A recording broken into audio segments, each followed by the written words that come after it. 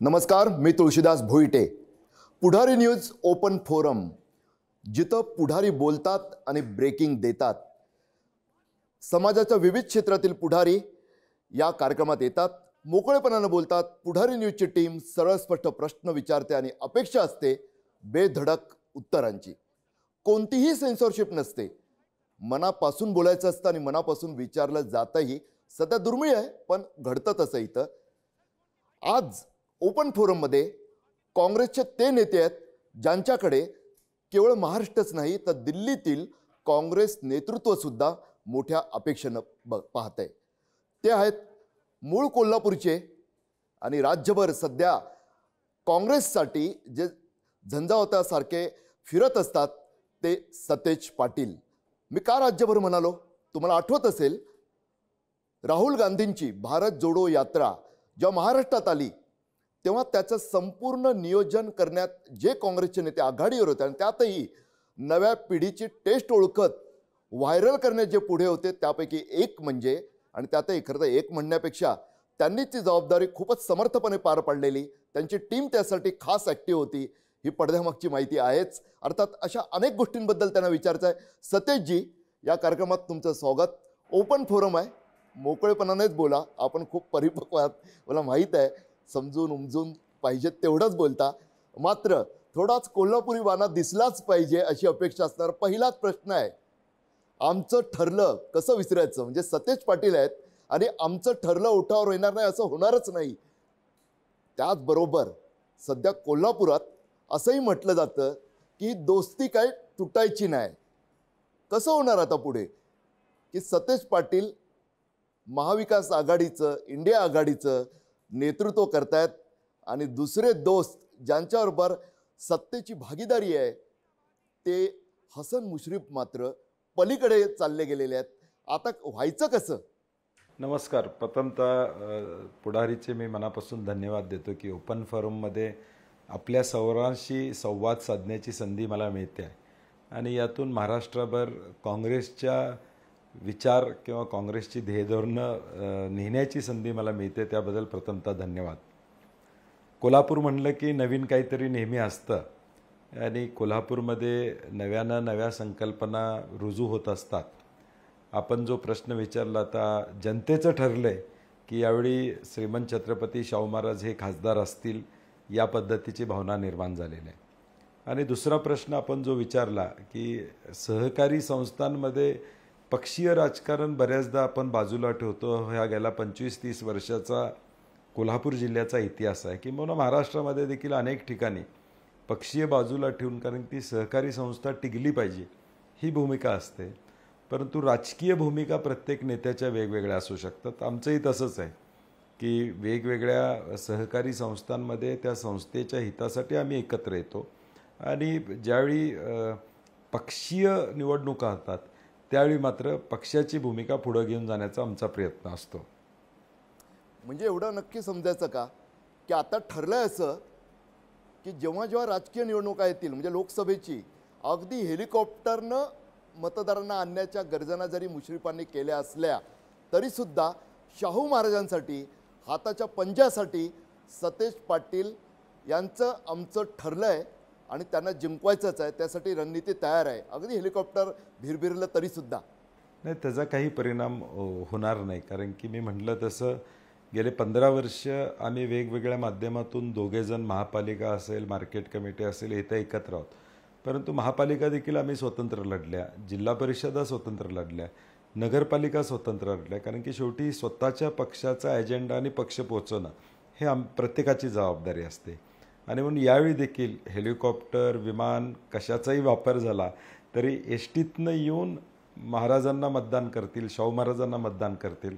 चालत येऊन लोक शाहू महाराजांना मतदान करतील. कारण की ज्या पुण्याईवर हा कोल्हापूर जिल्हा ताटमानेनं आज उभा आहे, त्या शाहू महाराजांच्याबद्दल एक आभाराची भावना आज लोकांच्यामध्ये आहे. त्यामुळं हेलिकॉप्टर, विमान किंवा ह्याचा परिणाम आमच्या कोल्हापूरकरांच्यावर होणार नाही. कोल्हापूरकर चालत, एसटीनं, बसनं येतील आणि महाराजांना मतदान करतील. ही खात्री चांगलीच आहे. म्हणजे तो आत्मविश्वास तुमचा आतापर्यंत अनेकदा दिसून आला आहे. मग ती ऋतुराज पाटलांची निवडणूक असो किंवा इतर काही निवडणुका. मात्र एक सल की ज्या एका निवडणुकीत महाडिकांकडून पराभव स्वीकारावा लागला, ती सल कायमच आहे? कशा पद्धतीनं पुढचं पाऊल उचललं जाईल, कशी रणनीती पुढची तुमची ठरलेली आहे त्यासाठी? नाही, 2014चा हा विश्वास ठेवल्यामुळं माझा अपघात झाला आणि एक विश्वासाचं राजकारण करण्याचा प्रयत्न मी या जिल्ह्यामध्ये त्यावेळी केला होता, परंतु माझा विश्वासघात झाला. ठीक आहे, राजकारणात या गोष्टी होत असतात, परंतु नंतर आम्ही प्रत्येक निवडणूक ही सावधपणे लढलो. मग विधान परिषद असू दे, विधानसभा आमच्या कोल्हापूर जिल्ह्यातले असू देत, शिक्षक मतदारसंघातली विधान परिषद असू दे किंवा जयश्री जाधवांची पोटनिवडणूक असू दे, शेवटी लोकांना अभिप्रेत जे आहे, कोल्हापूरकरांच्या मनामध्ये जे आहे ते देण्याचा प्रयत्न आम्ही करतोय. आणि म्हणून हे निवडणुकीचं यश हे माझं नाही तर कोल्हापूरकरांचं आहे. त्यांना आम्ही आत्मविश्वास दिलेला, विश्वास दिलेला आहे की आम्ही निश्चितपणे जे बोलतो ते करून दाखवतो आणि त्यामुळं कोल्हापूरकर एका चांगल्या विचाराच्या बरोबर राहण्याचा प्रयत्न सातत्यानं करतात. सत्यजी, हे कसं जमलं मात्र की कोल्हापूर सांगलीत तिकडे ठाकरेंना त्यांनी दिलेला उमेदवार असूनही काँग्रेसकडून विरोध होतो आहे, इकडे मात्र कोल्हापूरची जागा ठाकरेंकडून तुम्ही मिळवलीच नाही तर पंजावरच लढणार आणि पुन्हा जो उमेदवार तुम्ही ठरवला तेच शाहू महाराज तिथं लढणार. आणि झालं कसं की उद्धव ठाकरे शिवसेनेचे पक्षप्रमुख स्वतः कोल्हापुरात आले, शाहू महाराजांच्या घरी गेले आणि तिकडे त्यांनी मोकळेपणानं पाठिंबा जाहीर केला. हे तुम्ही घडवून कसं आणलं? म्हणजे अनेकांना उत्सुकता येते ऐकण्याची. अवघ्या महाराष्ट्रात एकीकडे बातम्या येतात महागाडीत भिवंडीवरून, सांगलीवरून, आणखी कुठून, आमच्या इकडं मुंबईत, इकडं दक्षिण मध्यवरून कसे वाद आहे त्याच्यावर चर्चा होते. आणि कोल्हापुरात मात्र तुम्ही तिथंसुद्धा ठाकरेंचं आणि तुमचं आमचं ठरलं कसं करून दाखवलं? थोडी इन्साइड स्टोरी जी आहे ते ऐकायला नक्कीच आवडेल. नाही, इनसाईड स्टोरी आज सांगणं संयुक्तिक ठरणार नाही, परंतु शाहू महाराजांचं कर्तृत्व एवढं मोठं होतं की आम्ही निमित्त मात्र आहोत हे सगळं करण्यासाठी. महाराजांच्याबद्दलची आस्था, कोल्हापूरकरांचं शाहू महाराजांच्या प्रती असणारी आपुलकी याचं दर्शन या निमित्तानं घडलं. आणि पवारसाहेब असतील, उद्धवजी ठाकरे साहेब असतील किंवा थोरात साहेब असतील, या सगळ्या मंडळींनी एक दिलाने ठरवलं की शाहू महाराज स्वतः जर उभारत असतील तर पक्षाचा विचार न करता आपण ही या सीटबद्दल एकमतानं निर्णय घ्यावा. पक्ष कुठला याच्यापेक्षा शाहू महाराज खासदार होणं आणि हा समतेचा विचार दिल्लीत पोचणं ही प्रायोरिटी महाविकास आघाडीला होती. आणि म्हणून मला वाटतं या सगळ्या प्रक्रिया घडत गेल्या. त्यामुळं तिन्ही पक्षांनी निर्णय घेतला की आदरणीय शाहू महाराज असतील तर आपण तिकीट कुठल्या पक्षाला जातं याच्यापेक्षा शाहू महाराजांनी या मैदानात यावं अशी अपेक्षा होती. आणि म्हणून यामध्ये आम्ही यश मिळवू शकलो. दुसरी बाजू 3 आमदार विधानसभेतले काँग्रेसचे या कोल्हापूर जिल्ह्यामध्ये आहेत. PN पाटील असतील, जयश्री जाधव असतील, ऋतुराज पाटील असतील, मी स्वतः विधान परिषदेवर आहे. आणि म्हणून हा सगळा बलाबल बघता दोन्ही पक्षांनी निर्णय घेतला की काँग्रेसवर उभारणं संयुक्तिक राहील. शेवटी विनेबिलिटी हा क्रायटेरिया होता आणि त्या दृष्टिकोनातून या सगळ्या गोष्टी घडल्या आणि काँग्रेसला ती जागा मिळाली. पण अशी काळजी वाटत नाही का, म्हणजे आता एक कुजबूज कॅम्पेन सुरू होईल किंवा उघडपणे पण म्हटलं जाईल, गादीचा सन्मान, निवडाचा मात्र धनुष्यबाण, असं काही घडलं तर काय करायचं?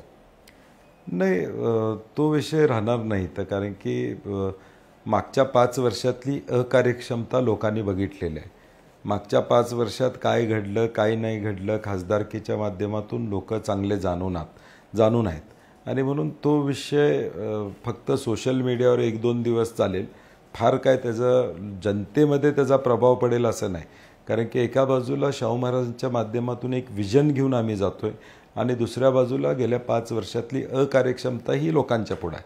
आणि म्हणून लोक ज्यावेळी विचार करतील मतदानाला जाताना त्यावेळी निश्चितपणे मागच्या 5 वर्षात काही घडलेलं नाही याचं उत्तर महाराजांच्या माध्यमातून आपला खासदार हा विजनरी असावा, दिल्लीत त्याचा दबदबा असावा आणि कोल्हापूरसाठी डेव्हलपमेंटचे इश्यूज घेऊन जाणार असावा, हे निश्चितपणे निर्णय कोल्हापूरकर घेणार आहेत. सत्यजित, थोडं कोल्हापुरातून राज्यपातळीवर जाऊया. खरं तर राज्यपातळीवर जाताना आणखी एक प्रश्न जो मनात आलाय तोही विचारून टाकतो, कारण ओपन फोरम आहे, विचारल्याशिवाय राहणार नाही मला, की लोकांना हेही कळलं नाही म्हणजे जसं विमानतळावर कोल्हापूरच्या सध्या 3-4 शहरांमधून विमानं येतात, पण अजून दिल्लीला जाणारं डायरेक्ट फ्लाईट नाही आहे. आणि सतेज पाटलांनी सुद्धा डायरेक्ट दिल्लीला जाण्याची संधी असताना सुद्धा ती नाकारली आणि शाहू महाराजांनाच ती दिली. हे नेमकं का? दिल्लीला जावं असं सतेज पाटलांना सध्या वाटत नाही आहे का? नाही, अजून आम्ही राज्यामध्ये आता काम करतोय. आता मागचे मला 4 वर्ष पहिल्यांदा मंत्रिपद मिळालं, मधल्या काळात महाविकास आघाडी म्हणून मंत्रिपद मिळालं. आणि शेवटी प्रत्येकाच्या ॲम्बिशन्स असतात की आपण कुठल्या स्तरावर काम केलं पाहिजे. माझी स्वतःची भूमिका राज्यामध्ये काम करणं आणि राज्याच्या एकूण डेव्हलपमेंटमध्ये आपण काय पद्धतीनं भर टाकता येईल हा प्रयत्न माझा. एक राजकीय ज्यावेळी आम्ही विचार करतो स्वतःचा करिअर म्हणून, त्यावेळी करिअरमध्ये काही ठोकताळे ठरवलेले असतात की कोल्हापूरमध्ये मला काय करायचं आहे आणि उद्याच्या भविष्यकाळात महाराष्ट्रामध्ये काम करत असताना जो विकसनशील हे राज्य आहे त्या राज्याला पुढं कसं घेऊन जाता येईल हे विजन असल्यामुळं आता दिल्लीपेक्षा महाराष्ट्रात राहणं मला पसंत म्हणजे आवडेल. म्हणजे सध्या तरी कोल्हापूरहून डायरेक्ट फ्लाईट दिल्लीला सुरू होईल, मात्र सतेज पाटील मुंबईचाच डायरेक्ट फ्लाईट जे सध्या सुरू आहे तेच पसंत करतील. अर्थात राज्याचे काही प्रश्न आहेत. काँग्रेस म्हणजे आत्ताच तुम्ही जी माहिती दिली की 6 पैकी कोल्हापूर लोकसभा मतदारसंघात 3 आमदार काँग्रेसचे, जिथे एकेकाळी शिवसेनेचे 7-8 होते तिथं तुम्ही तो चमत्कार करून दाखवलात. कोल्हापूर काँग्रेस भरपूर, मात्र राज्याची स्थिती लक्षात घेतली सध्या खूप ढवळून निघते सर्व काही राजकीय वातावरण. या परिस्थितीत काँग्रेसला राज्यात सुद्धा कोल्हापूरसारखी परिस्थिती निर्माण करण्यासाठी कशा पद्धतीनं प्रयत्न करण्याचा डोक्यात आहे? नाही, मधल्या काळात आता सामुदायिक नेतृत्व ही काँग्रेसची नेहमीच USP राहिलेली आहे.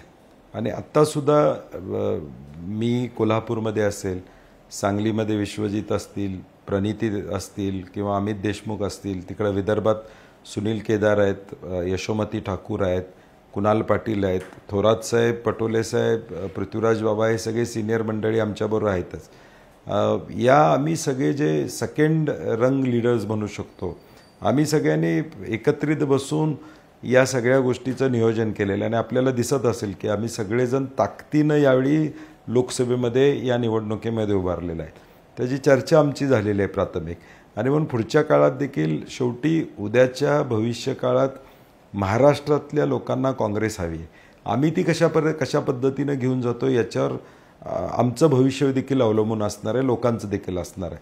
आणि म्हणून महाराष्ट्रामध्ये आम्ही जे 10-12 जण आहोत, वर्षा गायकवाड मुंबईमध्ये काम करत आहेत, असलम शेख आहेत, अमीन पटेल आहेत, अशी अनेक मंडळी जी आमच्या 3ऱ्या टर्म झालेल्या आहेत आमदारकीच्या, 4थ्या टर्ममध्ये आम्ही आहोत. आम्ही सगळे मिळून काँग्रेसला पुढं घेऊन जाण्याचा प्रयत्न आमचा चालू आहे. आणि तो आपल्याला या लोकसभेच्या निकालानंतर दिसेल की ज्यांनी जबाबदारी घेतली त्यांनी जबाबदारीतून अगदी विजय खेचून आणला, हे आपल्याला यामधून दिसून येईल. आत्ताच तुमच्या तोडी शब्दाला भविष्याचा. अनेक काँग्रेसचे ज्येष्ठ नेते ज्यांनी भूतकाळात खूप सत्तापदं उपभोगलीत, मोठमोठी सत्तापदं उपभोगलेली आहेत, ते वर्तमानात त्यांच्या भविष्याचा विचार करून सांगतात की नाही, राहुल गांधींचं नेतृत्व आम्हाला आता काही यश मिळवून देईल असं वाटत नाही, लोकांशी जोडलं गेलं आहे असं वाटत नाही. तुम्ही मात्र भविष्य काँग्रेसचं उज्ज्वल आहे. तुम्ही आणि इतर तुमचे सहकारी नेते, ज्येष्ठ नेते, बाळासाहेब थोरातांचा आपण उल्लेख केला, पृथ्वीराज बाबांचा उल्लेख केलात, यासारखे नेते कशा पद्धतीनं पुढचं नियोजन करत आहात त्याचा उल्लेख केलात. राहुल गांधींच्या भारत जोडो यात्रेत जेव्हा ती महाराष्ट्रात आली, मराठवाड्यात, तेव्हापासून त्या नियोजनात तुम्ही होतात. तुमचे अनुभव काय होते राहुल गांधींसोबत बोलताना, वावरताना? जे म्हटलं जातं काँग्रेस सोडणाऱ्या नेत्यांकडून, हात सोडून कमळ हाती घेताना, मोस्टली कमळच हाती घेतात, तेव्हा ते जे उद्गार काढतात, ते जे मत व्यक्त करतात, नकारात्मक असं, आणि तुमचे स्वतःचे अनुभव तुलना करून सांगा. नाही, स्वतःची चूक झाकण्यासाठी दुसऱ्याबद्दल आक्षेप ठेवणं हे आता फार सोपं झालेलं आहे. म्हणजे पक्ष सोडून जाणाऱ्यांना कारण काहीतरी हवं असतं. आणि मग BJPची एक लाईन ठरलेली आहे की राहुलजींच्या बाबतीत बोललं की त्याला प्रसिद्धी द्यायची आणि जाणाऱ्यांना त्यांनाच टार्गेट करायचं. मला कळत नाही एवढी भीती राहुल गांधींची का वाटते की प्रत्येक जाणारा माणूस त्यांना टार्गेट करतो. याचा अर्थ ही इज ए मॅटर, म्हणजे कन्सिडर करण्या एवढं नेतृत्व त्यांचं देशभर झालेलं आहे. आणि भारत जोडोचा आपण विचार केला तर राहुलजींनी देखील सांगितलं की महाराष्ट्रामध्ये अत्यंत चांगल्या पद्धतीचं स्वागत झालं. जो उत्साह या भारत जोडो आणि न्याय यात्रेतून निर्माण झाला, सामान्य माणसांना राहुलजींच्या बद्दलचं जी आस्था आहे ती वाढली. आणि त्यांचं जे मनापासून लोकांच्या बरोबरचा संवाद आहे, यामध्ये लाखो लोक त्यांना 1 to 1 भेटलेत. कोण एखादे दिव्यांग असेल तर ते भेटले, माजी सैनिक भेटले, आणि त्यातून या देशातल्या प्रॉब्लेम्स, या देशातल्या खऱ्या अडचणी ह्या मला वाटते रस्त्यावर जाऊन करण्याचं धाडस आजपर्यंत गेल्या अनेक वर्षे या देशात कोणी केलेलं नाही. रस्त्यावर जाणं सोपं नाही, लोकांना भेटणं सोपं नाही. आणि दिवसभर म्हणजे आपण सगळेजण सोशल विचार केला, दिवसभर सगळ्यांचं ऐकून घेतं आणि तेही निगेटिव्ह, आमचं हे झालेलं नाही, आम्हाला हे अपेक्षा आहेत, आमचं अमुक काम झालेलं नाही, आमच्यावर असा अन्याय झाला, हे सगळं ऐकून घेण्याला फार मोठं मन लागतं. आणि मला वाटते कदाचित राहुलजीं या अनुभवातून देशामध्ये नेमकं काय आहे, गरजेचं आहे, ते आता तुम्हाला मॅनिफेस्टोमध्ये दिसलेलं असेल की तरुणांसाठी असेल, महिलांसाठी असेल, जे प्रॉब्लेम्स त्यांनी देशभर फिरून मिळवले किंवा बघायला मिळाले, त्याचा सगळा उल्लेख आज जाहीरनाम्यामध्ये काँग्रेसच्या झालेला आहे. आणि म्हणून राहुलजींच्याबद्दल बोलल्याशिवाय ह्यांचा एकही दिवस जात नाही. मला कळत नाही की तुम्ही 10 वर्षे केलेल्या कामावर तुम्ही मतं मागत नाही, काँग्रेसवर टीका अजून किती दिवस करणार? म्हणजे 10 वर्षे तेच करताय तुम्ही 10 वर्षात काय केलं ते सांगत नाही. आणि म्हणून लोकांनाही लक्षात आलं आहे की गरिबाचे अश्रू पुसणार कोण, तर ते राहुल गांधीने. आम्हाला देखील आमच्या इंटरॅक्शन्स होत होत्या, आम्ही दिल्लीत त्यांना भेटत होतो त्यावेळी पॉलिटिकल इंटरॅक्शन्स होत होत्या. परंतु या भारत जोडो यात्रेत सकाळी चहा पिताना, दुपारी जेवण करताना किंवा संध्याकाळी चहाचा ब्रेक असायचा, ते 15-15, 20-20 मिनटं, अर्धा तास गप्पा मारायचे. अगदी शाहू महाराजांच्याबद्दल त्यांनी ज्यावेळी मला विचारलं की सोशल रिफॉर्मर शाहू महाराजांच्याबद्दलचे संदर्भ काय काय आहेत, म्हणजे हॉस्टेल्स असतील, म्हणजे त्यांना ती माहिती होती, म्हणजे त्या बाबतीतली माहिती होती. छत्रपती शिवाजी महाराजांच्याबद्दलचे विषय असतील, म्हणजे आम्ही थोडं आश्चर्यचकित झालो की एवढी माहिती एका व्यक्तिमत्वानं अगदी भारताची सगळी ठेवायची टेलिप्रॉम्प्टरच्या विना, हे अत्यंत महत्त्वाचं आहे. आणि म्हणून मला वाटतं he is deeply knowledgeable person, परंतु त्यांचा गैरसमज हा वेगळ्या माध्यमातून, सोशल मीडियाच्या माध्यमातून केलेला आहे. माझ्या वैयक्तिक म्हणलात तर मी 100%, मी असंच बोलणार नाही, 100% मी इम्प्रेस झालो. कारण की त्यांनी जे विषय हातात घेतले आमच्याशी चर्चा करताना, अगदी प्रत्येक गोष्टीची, म्हणजे जातीय जनगणनेचा विषय त्यांनी गप्पा मारताना घेतला, हे मी सोशल रिफॉर्मरचे विषय म्हणतो, हे त्यांनी चर्चा आमच्याकडनं केली. आणि राजकारणामध्ये सगळ्यात महत्त्वाचं आहे पुढच्याचं ऐकून घेणं, आणि ती कला त्यांना अगदी आत्मसात आलेली आहे की पुढच्यांचं सगळं ऐकून घेणं आणि आपण त्याच्यावर चर्चा करणं. आणि म्हणून एक वेगळे राहुल गांधी आम्हाला या भारत जोडोमध्ये बघायला मिळाले. वेगळे राहुल गांधी तुम्ही म्हणालात, #पप्पू 2014चा 10 वर्षानंतरचे राहुल गांधी, नेमकं म्हणजे भाजपाने जी प्रतिमा तयार केली होती, सोशल मीडिया असेल, #पप्पू ज्याचा मी उल्लेख केला, आणि आताचे राहुल गांधी, नेमका काय फरक तुम्हाला जाणवला?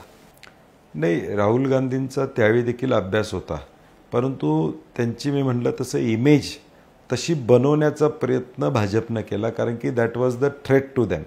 त्यांना भीती वाटत होती, ती राहुल गांधींची भीती वाटत होती. आणि म्हणून ते एक षडयंत्र रचलं गेलं की त्यांना बदनाम केलं की ॲटोमॅटिकली त्यांच्या मागचा जो फॉलोअर आहे किंवा त्यांच्याकडं आकर्षित होणारा जो समाज आहे किंवा आकर्षित होणारा वर्ग आहे, तो बाजूला कसा नेता येईल हा प्रयत्न केला. परंतु शेवटी सगळे अपमान सहन करून त्यांनी भारत जोडोसारखी यात्रा काढली. हजारो किलोमीटर ते चालले आणि लोकांनाही लक्षात आलं की ते कष्ट करतायत. त्यांच्याबद्दलच्या ज्या चुकीच्या व्हॉट्सॲप युनिव्हर्सिटीमधनं बातम्या आल्या गेल्या त्या चुकीच्या आहेत हे त्यांनी स्वतः प्रूव्ह करून दाखवलं. जेव्हा ते रस्त्यावर उतरले, ते दर 2 दिवसाला प्रेस कॉन्फरन्स घेत होते, लोकांच्या पत्रकारांच्या प्रश्नाला उत्तर देत होते. लोकांनी कम्पेअर केलं, दुसऱ्या बाजूला एक नेतृत्व आहे जे कधीही प्रेस कॉन्फरन्स घेतलेलं आहे, दुसऱ्या बाजूला एक नेतृत्व आहे ज्याची इमेज चुकीची करण्यात आली, परंतु ती इमेज पुसण्याचं काम स्वतःच्या स्वकष्टानं त्यांनी केलं, हजारो किलोमीटर चालून केलं आणि लोकांना पटलं की जे 2014ला त्यांच्यावर बोललं गेलं ते सत्य नाही आहे. सत्य हे आहे की ते आता लोकांच्यामध्ये मिसळत आहेत, लोकांशी चर्चा करतायत. म्हणजे सतेज पाटील तसं जे बोलतात ना ते खूप परिपक्वपणे समजून उमजून जे बोलायचं आहे त्यांना तेच बोलतात. त्यामुळे ते नाव घेत नाही आहेत, मात्र जे संदेश द्यायचा तो मात्र देतात आहे. राहुल गांधी टेलिप्रॉम्प्टर न वापरता बोलतात आणि किती चांगलं बोलतात यावरचं त्यांचं भाष्य खास त्यांची कोल्हापुरी शैली दाखवून देते आहे. स्वाभाविकच तोच कोल्हापुरी अंदाज आहे. संपूर्ण पुढारीची टीम त्यांना प्रश्न विचारण्यासाठी आतुर आहे. विठोबा सावंत. सतेजजी, कधी काळी काँग्रेस 40-40 जागा महाराष्ट्रामध्ये जिंकत होती. गेल्यावेळी ती 1 पर्यंत आली. यावेळी फार मोठं आव्हान तुमच्यासमोर आहे. म्हणजे एकीकडे तुम्ही म्हणालात की राहुल गांधींची प्रतिमा मलिन होईल असे प्रयत्न झाले, दुसरीकडे टेलिप्रॉम्प्टरने वाचलं जातं याचा उल्लेख तुम्ही केलात. पण या दोघांमध्ये एक फरक आहे. म्हणजे ते कितीही मोठी सत्ता आली तरी त्यांच्यामध्ये एक शिस्त दिसते. म्हणजे पंतप्रधान पहिल्या टप्प्यात 2 वेळा महाराष्ट्रात येऊनही गेले. काँग्रेसचं याबाबतीत काँग्रेस मागे दिसते किंवा तिकिटासाठी नेते भांडतात आजही. त्यातून एक जनतेमध्ये वेगळा संदेश जातो. तर या गोष्टी काँग्रेसमध्ये आजही का घडतात आणि हे सुधारायला हवं असं तुम्हाला वाटत नाही का? नाही, सीट वाटपाबद्दलचे वाद हे सगळ्या पक्षात असतात. महायुतीचे वाद तर प्रचंड आमच्यापेक्षा जास्त झालेले आहेत. आमचे वाद सांगली, भिवंडी आणि मुंबई सोडले तर मी मगाशी म्हटलं तसं 45 ठिकाणी 44 ठिकाणी एकमतानं सीट वाटप झालेलं आहे. कुठेही वादाचा मुद्दा आलेला नाही. किंबहुना वर्ध्यासारख्या ठिकाणी राष्ट्रवादीला सीट देत असताना आमचे उमेदवार तिथं आम्ही अमर काळेंना त्या ठिकाणी दिला. म्हणजे वाद आमच्यात नाही आहे. महायुतीत जेवढा वाद आहे त्याच्यापेक्षा अगदी 10% सुद्धा वाद आमच्यामध्ये नाही आहे. हे प्रथमतः मी आपल्याला सांगू इच्छितो. आणि जो काळ आपण 40 सीटचा म्हणतो त्यावेळची काँग्रेसची परिस्थिती ही वेगळी होती. नंतर 99 साली काँग्रेस राष्ट्रवादी वेगवेगळे झाले आणि म्हणून जो काँग्रेसचा वोटर आहे त्यामध्ये उभी फूट या महाराष्ट्रामध्ये पडली राष्ट्रवादी झाल्यानंतर. आणि म्हणून काही प्रमाणात राष्ट्रवादीनं जागा मिळवल्या, काँग्रेसनं थोडं कमी त्या ठिकाणी व्हावं लागलं. 2019ची निवडणूक ही वेगळ्या मुद्द्यावर गेली. पुलवामाचा विषय असेल, वेगवेगळे विषय त्यावेळी सामोरं आले होते, आपल्याला कल्पना आहे. आणि त्यामुळं आम्हाला प्रचंड नुकसान त्यावेळी झालं आमचं. परंतु 19 आणि 24मध्ये आपल्याला फरक दिसून येईल की लोकांचा सत्तेत असणाऱ्या पक्षाबद्दलचा विश्वास हा कमी झालेला आहे आणि लोकांना परत वाटायला लागलं की आता काँग्रेसच आपली बरी आहे असं लोकांना वाटायला लागले. कारण की 10 वर्ष त्यांचा अनुभव लोकांनी घेतलेला आहे. आणि म्हणून मी सांगतो की आत्ता काँग्रेस लोकांच्यापर्यंत पूर्वी होतीच, परंतु आता थोडं 17 आणि 19% मतं ही कधी काँग्रेसची कमी झाली नाहीत. ती आता 25%वर कशी घेऊन जाता येईल हा आमचा प्रयत्न. आणि आपल्याला मी खात्रीला एक सांगतो की या लोकसभेमध्ये मताची टक्केवारी आपल्याला 1 नंबरला काँग्रेस पक्षाला झालेली या राज्यामध्ये दिसेल. भले आम्ही 17 जागा लढवल्या तरी देखील टक्केवारी ज्यावेळी हिशोब करू 17च्या हिशोबानं त्यावेळी आपल्याला लक्षात येईल की मताची टक्केवारी किंवा मतदान झालेलं काँग्रेसला हे जास्त प्रमाणात झालेलं आपल्याला दिसेल. आणि म्हणून हा 10 वर्षाचा काळ कदाचित थोडा त्रासाचा झाला असेल, परंतु 24 नंतर निश्चितपणे पुन्हा उभारी घेईल काँग्रेस असा आम्हाला विश्वास आहे. बरोबर आहे. पण दुसरी गोष्ट, तुम्ही राहुल गांधींना भेटता तेव्हा कळतं की राहुल गांधी प्रगल्भ झालेले आहेत. दुसरीकडे त्यांच्यावर टीका मात्र सातत्याने सुरूच असते. काँग्रेस सोशल मीडियाच्या माध्यमातून पोहोचण्यात, लोकांपर्यंत पोहोचण्यात कमी पडली आहे का? म्हणजे नव्याने जे बदल झालेले आहेत आता त्या माध्यमांबरोबर जाण्यात काँग्रेस कमी पडते आहे का? किंवा ती कमी पडत असेल तर त्यातून धडा घेऊन आणखी प्रभावीपणे आपली बाजू मांडण्यासाठी तुमच्याकडे काही स्ट्रॅटेजी आहे का? तुम्ही कशा पद्धतीने तोंड देणार आहात या पद्धतीला? नाही, तुम्ही आत्ता बघितलं तर आत्ता जे मी मगाशी नावं घेतली त्यांनी त्या सगळ्यांचा सोशल मीडिया ट्रॅक तुम्ही बघितला आता गेल्या 2-3 महिन्यातला तर तुम्हाला बदल झालेला दिसेल. आम्हालाही त्याचं महत्त्व कळतं की सोशल मीडियाची ताकद प्रचंड मोठी आहे. परंतु ग्राउंड लेवलवर काँग्रेसच्या कार्यकर्त्याला हे पटवून देणं हे अत्यंत थोडं जिकरीचं होतं, थोडं त्रासाचं होतं. कारण की काँग्रेस नेहमीच आयडियॉलॉजिकली काँग्रेसचा वर्कर राहिलेला आहे, गटातटाबरोबर काँग्रेसचा वर्कर राहिलेला आहे. आत्तासुद्धा आम्ही सोशल मीडियाची चर्चा काही ग्रामीण भागात करतो, त्यावेळी ते म्हणतात काही आम्हाला व्हॉट्सअप वगैरे सांगू नका, आम्ही काँग्रेसला मतदान करणार आहे.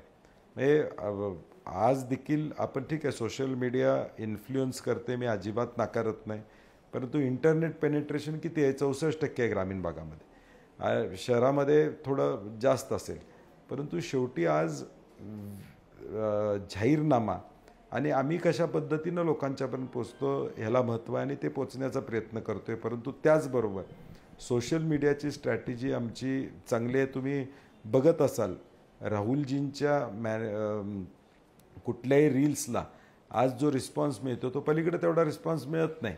म्हणजे आज किती बॉट्स वापरले, किती फेक अकाउंट्स असले तरी देखील ते फेक अकाउंटसुद्धा रिस्पॉन्स करायला आता कमी पडत आहेत त्यांच्यासाठी, अशी परिस्थिती आहे. आणि म्हणून ऑर्गॅनिक ग्रोथ तुम्ही काँग्रेसच्या सोशल मीडिया टीमचं बघितलं तर आमची ही ऑर्गॅनिक ग्रोथ आहे आणि ती जेन्युन ग्रोथ आहे. म्हणजे आमचे फॉलोअर्स 100% खरे आहेत, बाकीच्यांचे फॉलोअर्स किती फेक आहेत हे अनेकदा आकडेवारी आपल्यासमोर आलेली आहे. आणि म्हणून सोशल मीडियाचं महत्त्व आम्ही जाणतो आहोत आणि त्या दृष्टीनं आमची पावलं सातत्यानं पडत आहेत. म्हणजे रील्स असू देत किंवा आता मॅनिफेस्टो देखील, अगदी सेक्टर वाईज मॅनिफेस्टो आम्ही सोशल मीडियावर व्हायरल करायचा प्रयत्न करतो आहे. आणि म्हणून हे महत्त्व आम्ही जाणून त्या पद्धतीची दिशा आम्ही निश्चितपणे घेतो आहे. प्रश्न आहे पुन्हा एकदा कोल्हापूरचा. कोल्हापुरात गेल्या काही वर्षात तुमच्याबरोबर हसन मुश्रीफ पाहायला मिळायचे लढतीमध्ये, म्हणजे तुमच्या बरोबरीने असायचे ते साथ देण्यासाठी. यावेळी असं झालं आहे पहिल्यानंच की राष्ट्रवादी आणि शिवसेना फुटली. शिवसेनेचे खासदार, महत्त्वाचे आमदार प्रतिस्पर्धी गटामध्ये गेलेले आहेत, हसन मुश्रीफ प्रतिस्पर्धी गटामध्ये गेलेले आहेत आणि सगळं चित्र बदललं आहे. त्यावेळी तुम्हाला म्हणजे तुमच्या नेतृत्वाखाली यावेळी कोल्हापूर तुम्हाला लढवावं लागणार आहे. शाहू महाराज उमेदवार आहेतच, ते सक्षम उमेदवार असतील, पण तुम्हाला या सगळ्यांचं आव्हान असणार आहे. महाडिक तर आहेतच, पण या इतरांचंही आव्हान असणार आहे. हे तुम्ही कसं काय पेलणार आहेत यावेळी? नाही, मी मगाशी उत्तर दिलं की अनेक निवडणुकामध्ये आम्ही बरोबर राहिलेलो आहे, अनेक निवडणुकामध्ये आम्ही वेगळेही राहिलेलो आहे. म्हणजे अनेक महापालिका, जिल्हा परिषद इथं आम्ही वेगवेगळं लढलेलो आहे गेले 15 वर्ष. आत्तासुद्धा काँग्रेस म्हणून PN पाटील असतील, मी असो किंवा आमचे सगळे आमदार असतील, प्रत्येक तालुक्यातले काँग्रेसची ताकद असेल, ही ताकद एकत्रितपणे आम्ही लढतो आहे. त्यामुळे त्याचा परिणाम फार होईल असं मला वाटत नाही. मुश्रीफ साहेब आता नाईलाजानं तिकडे गेलेले आहेत, आपल्या सगळ्यांना माहीत आहे. आणि म्हणून या सगळ्याचा परिणाम या निवडणुकीवर फार काय होईल असं मला वाटत नाही. आमची जी काही ताकद आहे एकसंघ, ती आम्ही दोघंही म्हणजे PN पाटील असतील आणि मी असो, आम्ही दोघंही ती ताकद एकत्रितपणे पुढे घेऊन जाण्याचा प्रयत्न करणार आहोत. त्यामुळं फार त्याचा परिणाम होईल असं मला वाटत नाही.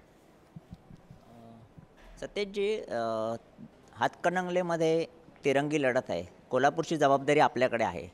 राजू शेट्टींनी आपली वेगळी भूमिका मांडलेली आहे, ते वेगळे स्वाभिमानीमधून लढणार आहेत. तर आणि शेतकरी पाठिंबा पूर्णत्वात त्यांना आहेच. तर तुम्ही त्या लढतीकडे आणि राजू शेट्टींचं आव्हान कशा पद्धतीने असेल तुम्हाला?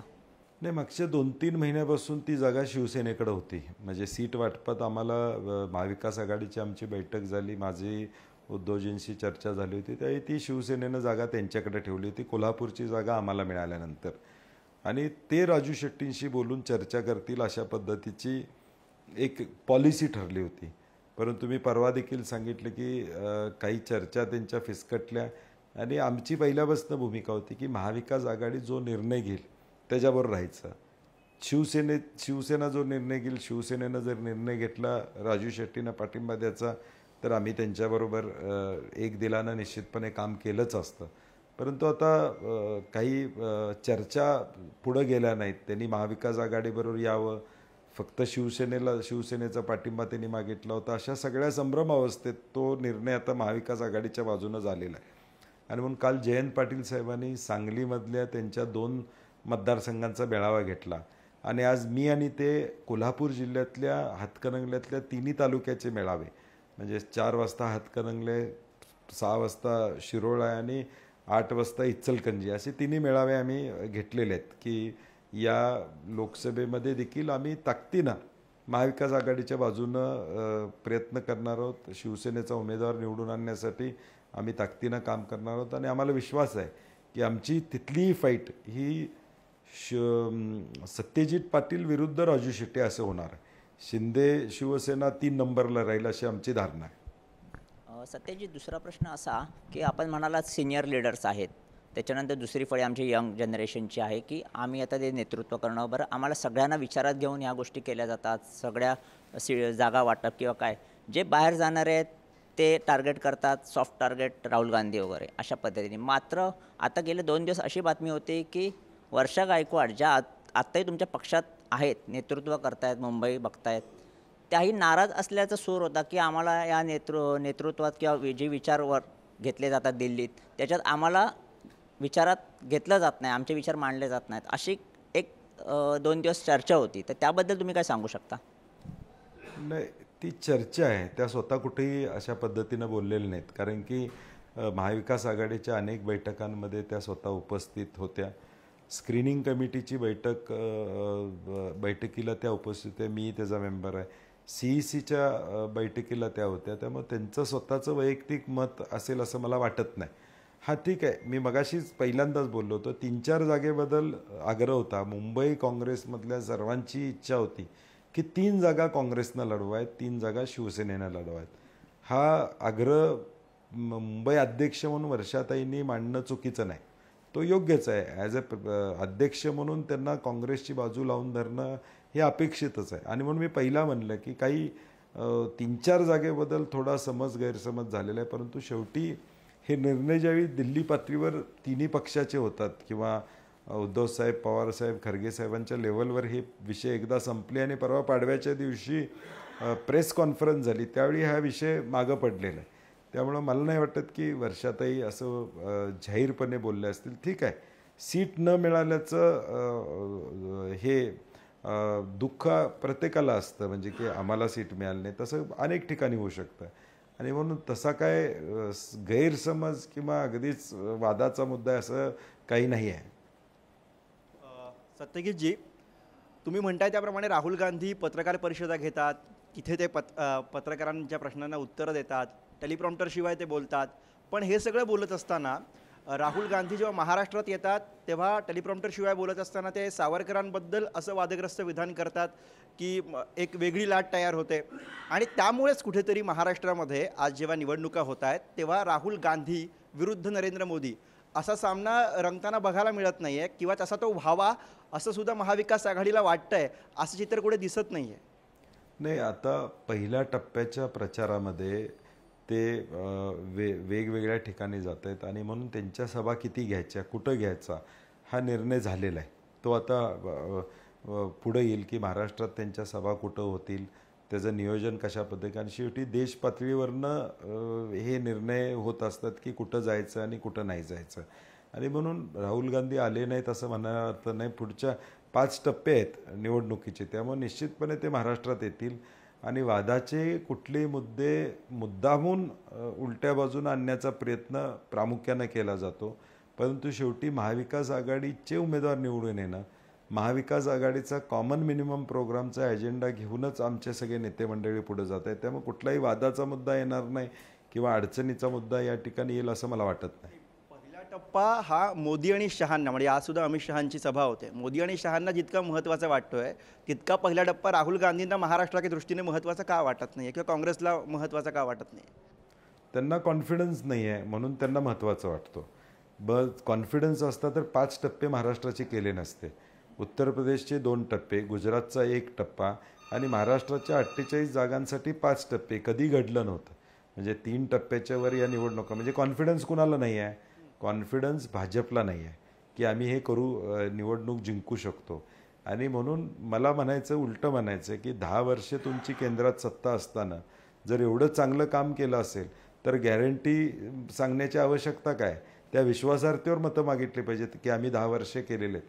मॅनिफेस्टोबद्दल चुकीचं वक्तव्य करण्याची वेळ तुम्हाला काय येते याचाही विचार करणं गरजेचं आहे. लोक त्याचा विचार करतात की तुम्ही 10 वर्ष, परवाचं पंतप्रधानांचं भाषण आपण बघितलं तर 13 मिनटं ते काँग्रेसवर बोललेले आहेत. माझं म्हणणं आहे की ज्यावेळी नेतृत्व बोलत असतं त्यावेळी आम्ही 10 वर्षात काय केलं लोकांसाठी हे सांगणं अभिप्रेत असतं. तुम्ही किती दिवस काँग्रेसवर बोलणार मला कळत नाही. आणि म्हणून त्यांचा कॉन्फिडन्स नाही आहे म्हणून ते आता येत आहेत. आम्हाला कॉन्फिडन्स आहे त्यामुळे आम्ही त्या पद्धतीचं नियोजन करतो. तर सतेजजी, पुढचा प्रश्न राजकारणाला धरून पण थोडासा खाजगी. म्हणजे काका पुतण्याचं राजकारण अख्ख्या महाराष्ट्राला माहिती आहे. बाळासाहेब राज ठाकरे असतील किंवा शरद पवार अजित पवार आता असतील, पण या सर्वाकडं विरुद्धार्थी म्हणजे सतेज पाटील आणि ऋतुराज पाटील यांचं नातं. म्हणजे त्यांचं अगदी प्रचाराचं गाणं असेल तेही तुम्ही गायलं होतं, सुरुवात केली होती, फारच सुंदर होतं. तर ह्या नात्याला कसं बघता आणि इतर काका पुतण्यांना किंवा ओव्हरऑल महाराष्ट्रातला काय संदेश देऊ इच्छिता या तुमच्या दोघांच्या नात्यातून? नाही, ऋतुराजची पहिल्यापासून राजकारणामध्ये येण्याची इच्छा होती आणि माझ्या निवडणुकीपासून तो सक्रिय राजकारणामध्ये होता. आणि म्हणून ज्यावेळी मी विधान परिषदेवर 2015 साली गेलो त्यावेळी दक्षिण मतदारसंघातून आम्ही त्यांना उभं करण्याचा निर्णय घरामध्ये घेतला. आणि निश्चितपणे एक चांगलं नेतृत्व म्हणून, तरुणांचं नेतृत्व म्हणून ऋतुराज पाटील आज पुढे येत आहेत. आणि म्हणून आमचं नातं वेगळं आहे थोडं. मी आणि माझे मोठे भाऊ हे आम्ही अगदी दृढ नातं आहे. त्यामुळं आमची फॅमिली सगळी एकत्र आहे. त्यामुळं ह्या सगळ्यांच्या चर्चा महाराष्ट्रात होत असल्या तरी एक बॉन्डिंग जे काय आमचं आहे त्या बॉन्डिंगमधून ऋतुराजला घडवणं, त्याला त्याच्या मतदारसंघात डेव्हलप करणं आणि स्वतःकडे काय शेवटी फॅमिली लिगसी ही एका मर्यादेपर्यंत उपयोगाला येते. स्वतःचं कर्तृत्व सिद्ध करावं लागतं आणि मला वाटतं ते ऋतुराज करतो. याचा मला आनंद काका म्हणून निश्चितपणे आहे. तुम्ही फॅमिली लिगसीचा उल्लेख केलात म्हणून एक प्रश्न. 2019मध्ये पद्मश्री DY पाटलांनी अचानकपणे राष्ट्रवादी काँग्रेसमध्ये प्रवेश केला होता. त्यानंतर बरीच उलटसुलट चर्चा सुरू झाली. तुम्ही सुद्धा या घटनेवरती आश्चर्य व्यक्त केलं होतं. मूळ काँग्रेसी विचार म्हणजे महापालिकेपासून थेट राज्यपाल होईपर्यंत मूळ काँग्रेसी विचार सोडून अचानकपणे जे विरोधक आहेत तुमचे, थेट प्रतिस्पर्धी आहेत, त्यांच्याकडे जाणं, याकडे कसं बघता तुम्ही? तुम्ही त्या घटनेने दुखावला गेला होतात का? आता महाविकास आघाडीचे खासदार निवडून आणणं, सगळ्यांची मदत घेणं ही माझी प्रायोरिटी आहे. जुन्या कुठल्या कॉन्ट्रोवर्सीवर कॉमेंट करून नवीन वाद मी निर्माण करणार नाही किंवा चर्चा करणार नाही. तो पास्ट होता, त्यावेळी घडलेली ती घटना होती. त्याचे कारणं भरपूर आहेत, कधी तर खाजगीत मी तुम्हाला सांगू शकेन. परंतु आज मी असे कुठल्याही विषयावर बोलणार नाही की जेणेकरून आज आमचं जे फॅब्रिक आहे महाविकास आघाडी म्हणून त्यात कुठंतरी काही वेगळेपणा यावं. तो घटना घडली होती त्यावेळी, ते मी मान्य करतो. परंतु ती बाजूला सारून पुढं सगळ्या गोष्टी एकसंघपणे करण्याचं काम आपण करतोय. आणि म्हणून आमची प्रायोरिटी आता जिथं राष्ट्रवादीचे उमेदवार असतील तिथं काँग्रेस म्हणून मदत करणे, काँग्रेसचे उमेदवार असतील तिथं राष्ट्रवादीची मदत घेणे किंवा शिवसेनेची उद्धव साहेबांची मदत घेणे, या पद्धतीची माझी सध्या भूमिका आहे. म्हणजे कोल्हापूर म्हटलं की ऊस पट्टा, साखर पट्टा, आणि ऊसही कसा तर सर्वाधिक उतारा असलेला. त्यामुळे स्वाभाविकच सतेज पाटलांनी अगदी अवघड प्रश्नांना सुद्धा गोड उत्तर देत ते टाळण्याचा प्रयत्न केलेला आहे. अर्थात स्वाभाविक आहे, निवडणुकीचे दिवस आहेत, तेवढी काळजी तर घेतलीच पाहिजे. अनेक प्रश्न आहेत पुढारी न्यूजच्या टीमकडे. आपण थेट टीमकडे जाऊया. रामटेकमध्ये पंतप्रधान नरेंद्र मोदींनी सभा घेतली. त्यामध्ये त्यांनी असं म्हटलं की 50-60 वर्षामध्ये जे काँग्रेसला जमलं नाही, जसं की जम्मू काश्मीरमध्ये देशाचं संविधान लागू करणं हे असो किंवा अयोध्येचा मुद्दा असो की राम मंदिर बांधणं असो, हे आम्ही 10 वर्षात करून दाखवलं. तर मग तुम्हाला असं वाटतं आहे की वेगळ्या मुद्द्यांकडे वळून म्हणजे यावेळची निवडणूक लढवली जाते का? म्हणजे अयोध्या असो किंवा जम्मू काश्मीरचा मुद्दा असो, 370 हटवणं, तर ह्यावरती काय वाटते तुम्हाला? नाही, राम मंदिरच्या बाबतीत आता शंकराचार्य काय बोलले हे आपल्या सगळ्या देशानं बघितलेलं आहे आणि लोकांच्या भावना राम मंदिरच्या बाबतीत आहेत, यात दुमत असायचं काही कारणच नाही. परंतु पॉलिटिकल मायलेज आपण किती घ्यायचा याची मर्यादा ठरली पाहिजे. आणि 10 वर्षात महागाई किती वाढली, बेरोजगारी किती वाढली, शेतकऱ्यांच्या आत्महत्या किती वाढल्या, मणिपूरसारखी घटना 10 वर्षामध्ये घडली, इलेक्ट्रॉल बॉन्डचं प्रकरण या 10 वर्षात घडलं, हे लिस्ट काढली तर याची उत्तरं मिळत नाहीत. 400चा सिलेंडर 1100वर गेला, याचं उत्तर आपल्याला मिळत नाही. आणि म्हणून ज्या गोष्टी केलेल्या आहेत ते सांगणं गरजेचं आहे. किती मी मगाशी म्हणलं की किती दिवस तुम्ही काँग्रेसवर टीका करणार, म्हणजे मी काय केलं हे सांगितलं पाहिजे. मी 10 वर्षात काय केलं हे सांगितलं पाहिजे. जे करू शकले नाहीत त्या बाबतीत बोलण्यापेक्षा जे तुम्ही आता हे या मुद्दे जे सामान्य माणसांशी निगडीत आहेत. कोविडमध्ये या देशाची परिस्थिती काय होती, थाळ्या वाजवल्या, दिवे लावले, कोविड गेला नाही. म्हणजे हे सगळं लोकांच्या डोक्यामध्ये आहे आणि त्याचं उत्तर निश्चितपणे लोक मतदानातनं देतील अशी आम्हाला खात्री आहे. सत्यजी मुद्दा हाच आहे की आता धनश्रीने जे विचारलं की त्याला उत्तर देताना तुम्ही म्हणालात की निवडणूक रोख्याचा एक मुद्दा सांगितलात. सरळ स्पष्ट दिसतंय यावेळी माध्यमंसुद्धा निवडणूक रोख्याचा मुद्दा दाखवताना दिसत आहेत, हिशेब मांडतात आहे.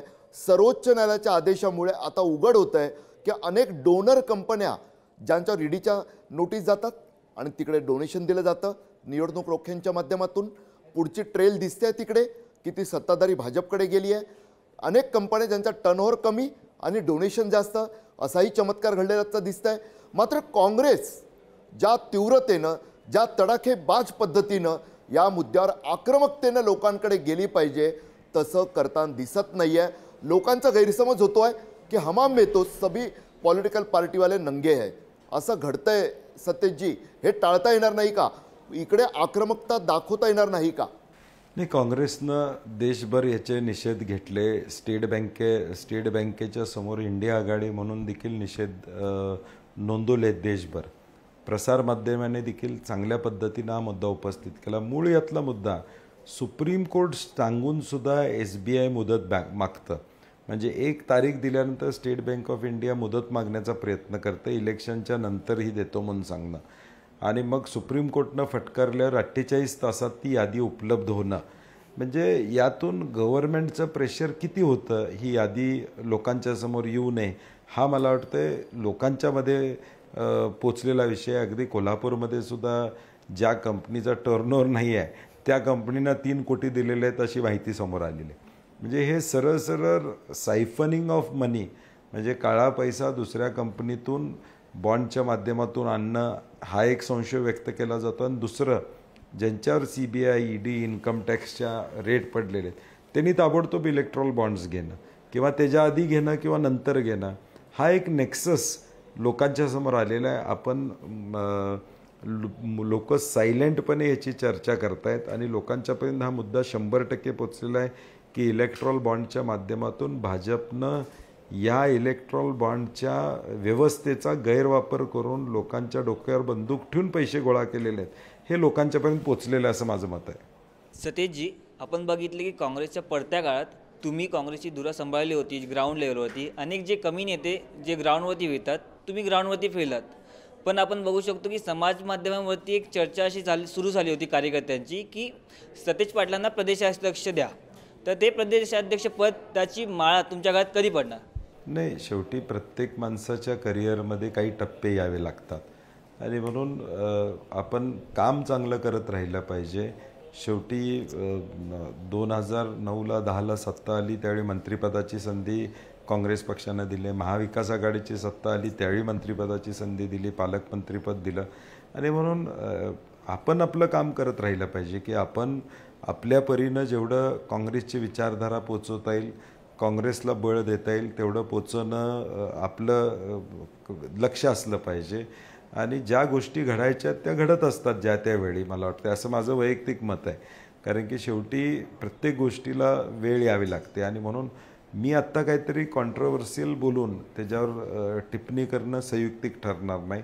आता नाना पटोलेजी, थोरात साहेब हे सगळे मिळून या निवडणुकीला सामोरं जात आहेत आणि आम्हाला विश्वास आहे पृथ्वीराज बाबा कॅम्पेन कमिटीचे चेअरमन आहेत, या तिघांच्या नेतृत्वाखाली आम्ही सगळी सेकंड रंग टीम हे चांगल्या पद्धतीचं काम करू असा आम्हाला विश्वास आहे. सतेजजी, माझा एक प्रश्न आहे की आम्हा कोकणकरांना अंबाबाईच्या दर्शनासाठी रेल्वेने कोल्हापुरात कधी येता येईल? वैभववाडी कोल्हापूर हा रेल्वे मार्गाचा मधल्या काळामध्ये सर्वे वगैरे झाला होता आणि त्याची गती पुढं झाली नाही. म्हणजे केंद्र शासनानं तो मधीच का थांबवला त्याचं उत्तर आम्हाला मिळालं नाही. कारण की सर्वे झाला, DPR झाला, मार्किंग झालं. म्हणजे एकदा सुरेश प्रभूजी येऊन अगदी भूमिपूजनच जवळजवळ झाल्यासारखा प्रकार त्यावेळी घडला होता. परंतु आता आम्ही आमचा एक लोकल मॅनिफेस्टो शाहू महाराजांचा काढतोय. त्यामुळे सावंतवाडी चंदगडवाल्यांची इच्छा आहे सावंतवाडी मार्गे रेल्वे जावी, कोल्हापूरमधून वैभववाडी मार्गे रेल्वे जावी अशी इच्छा आहे. परंतु आता वैभववाडीपासून गगनबावडा आणि गगनबावडा टू कोल्हापूर असं 4 लेनिंगचं काम सुरू आहे. त्याचबरोबर नागपूर रत्नागिरी हायवेचंही काम आता 2 वर्षात पूर्ण होईल. ते झालं की रस्त्यानं व्यवस्था होईल, परंतु रेल्वेची मागणी त्याचा पाठपुरावा खासदार म्हणून आमचे शाहू महाराज निश्चितपणे करतील. काँग्रेस राष्ट्रवादी एकत्र येणं समजू शकतो, पण ठाकरेंच्या शिवसेनेची कशी दोस्ती चालली आपली? नाही, शेवटी आमचं टार्गेट काय आहे त्याच्यावर महत्त्वाचं आहे. कारण की आज भाजपचा पाडाव करायचा असेल तर आम्ही तिन्ही पक्ष एकत्र आले पाहिजे. आणि 2019ला ज्यावेळी सत्ता स्थापनेचा निर्णय झाला त्यावेळी 3 पक्षांनी मिळून कॉमन मिनिमम प्रोग्राम केला. काही मुद्दे कुणी कुठले मुद्दे घ्यावे आणि कॉमन मिनिमम प्रोग्राममध्ये आम्ही ठरवलं की जे मुद्दे घेतले गेले पाहिजेत. शेवटी राज्य म्हणून एकत्र येणं, शेवटी पक्षीय विचारधारा कदाचित वेगवेगळ्या असू शकतील, परंतु आपण राज्याचा विचार केला तर राज्य म्हणून एकत्र येणं लोकांची देखील इच्छा होती. कारण की आपण बघतोय आत्ता देखील महाविकास आघाडी म्हणून लोक प्रोत्साहन देत आहेत की सर्वसामान्यांना वाटते की हे तिन्ही पक्ष एकत्र असले पाहिजे. शेवटी आम्ही आयडियॉलॉजिकली वेगळ्या विचारधारेचे असलो तरी शेवटी लोकशाहीमध्ये लोकांचं मत हे देखील महत्त्वाचं आहे. आणि ते जनमत आता बघितलं तर ते महाविकास आघाडीच्या बाजूने आहे. ठीक आहे, काही कॉम्प्रोमाइजेस, काही ॲडजस्टमेंट्स तिन्ही पक्षाला एकमेकाबरोबर करावे लागतात. राष्ट्रवादी काँग्रेस 99 एकत्र आल्यानंतर त्यावेळी काही कॉम्प्रोमाइजेस करावे लागले, आत्ता थोड्याही कॉम्प्रोमाइजेस एकमेकाला करावे लागतात. शेवटी वेगवेगळे तिघंजण एकत्र येत असताना थोडं कुणीतरी पाठीमागं कुणीतरी पुढं व्हावं लागतं. आणि मला वाटतं ते चांगल्या पद्धतीनं जमलेलं आहे आणि लोकांना ते पटलेलं आहे. सतेजी, हाच सल्ला शेजारच्या सांगलीतील विश्वजित कदमांना देणार का तुम्ही की थोडंसं मागे या, किंवा हाच सल्ला ठाकरेंच्या शिवसेनेलाही देणार का? नाही, ती चर्चा आता संपली आमची. मी मगाशी म्हणलं तसं गुढीपाडव्याला सीट वाटपाचा निर्णय फायनल झाला आणि म्हणून काल देखील मी प्रसारमाध्यमांच्या समोर सांगितलं की आम्ही सांगलीतल्या काँग्रेसच्या लोकांची समजूत काढण्याचा प्रयत्न निश्चित करू. विश्वजित कदमांनी शेवटपर्यंत अगदी शेवटी पक्ष म्हणून, जिल्हा म्हणून त्यांचे ते प्रयत्न करणं अभिप्रेत आहे. त्यांनी तो प्रामाणिकपणे प्रयत्न केला. शेवटी मी म्हटलं तसं 3 पक्षामध्ये वाटपामध्ये ते शक्य झालं नाही. भिवंडीची जागा थोरात साहेबांनी शेवटपर्यंत ती भिवंडीची जागा मिळावी हा प्रामाणिक प्रयत्न केला. मुंबईतली जागा वर्षा गायकवाड असतील त्यांनी प्रयत्न केला, परंतु ते शक्य झालं नाही. आता झालेलं नाही ते मागं ठेवून पुढं कसं जायचं हा विचार घ्यावाच लागेल. आणि आम्ही त्यांना समजावून सांगू की कुठलंही टोकाचं पाऊल न उचलता या विचारानं जावं. पुढं काय करता येईल त्याचा निर्णय आपण पक्ष निश्चितपणे घेईल. तर सतेजी, सर्वच राजकारणाचे आणि सर्व प्रश्न झाले. एक शेवटचा पण खासगी प्रश्न, खास करून म्हणजे महाराष्ट्रातला नाही आणि आम्हा कोल्हापूरकरांना सतेज पाटील नाही तर सतेज उर्फ बंटी पाटील हे नाव माहिती आहे. तर या बंटी नाव मागची नेमकी कहाणी काय, कसं पडलं किंवा काय सांगाल त्या नावाबद्दल? नाही, ते लहानपणी घरात आपल्याला सगळ्यांना एक टोपण नाव असतं, तसं ते टोपण नाव झाल्यामुळं ते प्रचलित झालं. म्हणजे आत्ता या 10-15 वर्षात सतेज नाव माझं माहीत झालं, नाही तर पूर्वी माहीतच नव्हतं अशी माझी परिस्थिती होती. म्हणजे 2004ला ज्यावेळी पहिल्यांदा विधानसभेमध्ये मी एंट्री केली त्यावेळी मला वाटते 4-5 वर्ष मला कोण बोलवतच नव्हतं. परंतु अनेक सिनियर लीडर्स म्हणले आता बंटी म्हणायचं बंद करा आणि सतेज पाटील म्हणा. ठीक आहे, परंतु ते एक आपुलकी म्हणून बंटी पाटील हे एक आपुलकी लोकांना वाटते आणि अजून देखील कोल्हापूरमध्ये ती ओळख माझी कायमच राहणार आहे. निवडणुकीची धावपळ सुरू असून सुद्धा सतेजी तुम्ही ओपन फोरमसाठी खास आलात, सहभागी झालात, खूप मोकळेपणानं बोललात. मात्र तरीही निवडणुकीचे दिवस असल्यामुळे बोलताना स्वाभाविकच काही बंधन असल्याचं जाणवत होतं. निवडणूक नसताना पुन्हा एकदा या ओपन फोरममध्ये तुम्हाला बोलवू, तेव्हा मात्र कोल्हापुरी स्टाईलीत बेधडक उत्तरांची अपेक्षा असेल. आज ओपन फोरममध्ये इथंच थांबूया. तुम्ही पाहत राहा पुढारी न्यूज, आवाज जनतेचा.